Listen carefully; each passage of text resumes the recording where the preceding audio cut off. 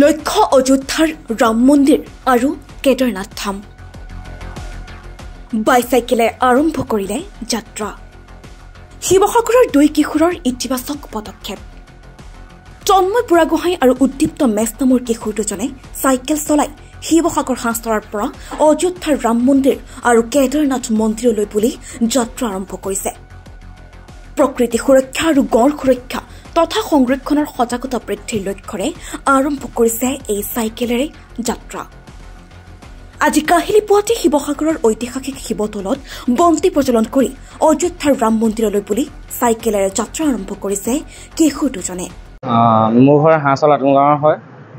আমি এটা চাইকেল লৈ যাত্ৰা আৰম্ভ কৰিছোঁ যে যাত্ৰাটো হ'ব আমাৰ শিৱসাগৰৰ পৰা অযোধ্যা ৰাম মন্দিৰ আৰু কেদাৰনাথলৈকে আমাৰ মেছেজ এটাই যে এতিয়া যিহেতু বাইক চাইক চলোৱাৰ পিছত বহুতো প্ৰদূষণ হৈছে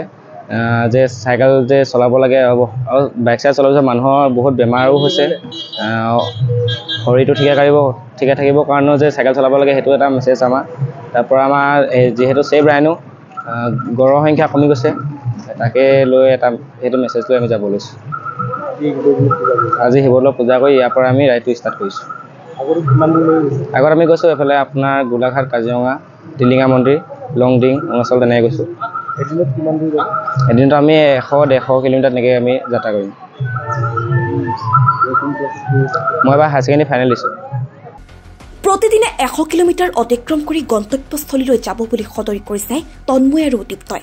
কিশোৰ দুজনে প্ৰায় 3000 কিলোমিটাৰ ভ্ৰমণ কৰিব চাইকেলেৰে